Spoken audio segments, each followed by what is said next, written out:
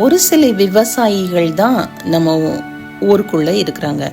ஆனா அவங்க ஊருக்கே சாப்பாடு போடுறாங்க. ஒரு விவசாயியோடைய வேலை என்ன? விதையை விதைப்பது.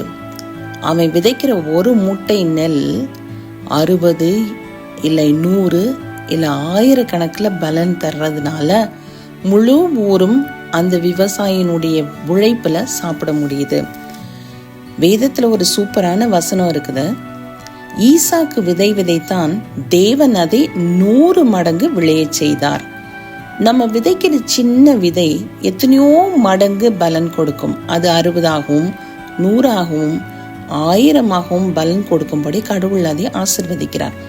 அப்படி இருக்கும் பொழுது நம்ம எதை விதைக்கணும் தெரியுமா? அன்பை விதைக்கணும், சந்தோஷத்தை விதைக்கணும், சமாதானத்தை விதைக்கணும், வெளிச்சத்தை விதைக்கணும். எழும்பி பிரகாசி, உன் ஒளி வந்தது, கர்த்தருடைய மகிமை உன்மேல் உதித்தது. இதோ இருள் பூமியையும் காரிருள் ஜனங்களையும் மூடும், ஆனாலும் உன்மேல் கர்த்தர் உதிப்பார், அவருடைய மகிமை உன்மேல் காணப்படும். உன் வெளிச்சத்தினிடத்துக்கு ஜாதிகளும் உதிக்கிற உன் ஒளியினிடத்துக்கு ராஜாக்களும் நடந்து வருவார்கள். ஸோ இருளான இந்த உலகத்துல வெளிச்சத்தை விதைக்க வேண்டியது நம் ஒவ்வொரு மேல் விழுந்த கடமை. எந்த அளவுக்கு முடியுமோ அந்த அளவுக்கு மற்றவர்களோடு அன்பா இருக்கணும், சமாதானமா இருக்கணும், மற்றவர்களுக்கு சந்தோஷத்தை கொடுக்கணும். நம்ம போகிற இடம் கலகலப்பா மற்றவங்களை சமாதானத்தோடும் சந்தோஷத்தோடும் வச்சுக்கிறதா இருக்கணும். நம்மளை பார்த்த உடனே ஜனங்களுடைய இருதயத்துல சந்தோஷம் கொப்பளிக்கணும்.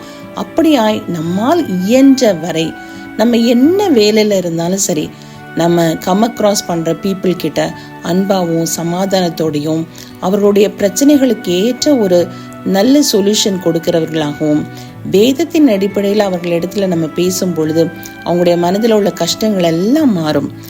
அதே போல நீ அதை கண்டு ஓடி வருவாய், உன் இருதயம் அதிசயப்பட்டு பூரிக்கும், கடற்கரையின் திரளான கூட்டம் உன் வசமாக திரும்பும், ஜாதிகளின் பலத்த சேனை உன்னிடத்துக்கு வரும்.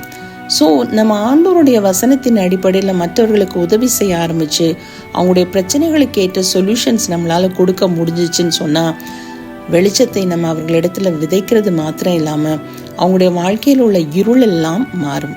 அவருடைய வாழ்க்கையில் இருக்கிற கசப்புகள் மதுரமாக மாறும். உன் சூரியன் இனி அஸ்தமிப்பதும் இல்லை, உன் சந்திரன் இனி மறைவதும் இல்லை, கர்த்தரே உனக்கு நித்திய வெளிச்சமாயிருப்பார், உன் துக்க நாட்கள் முடிந்து போகும் அப்படின்னு எழுதப்பட்டிருக்கு.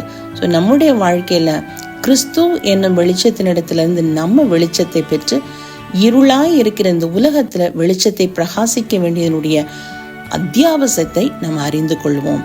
Let us be the light to the world and let us show the love of God to the people around us. May God bless these words. God bless you.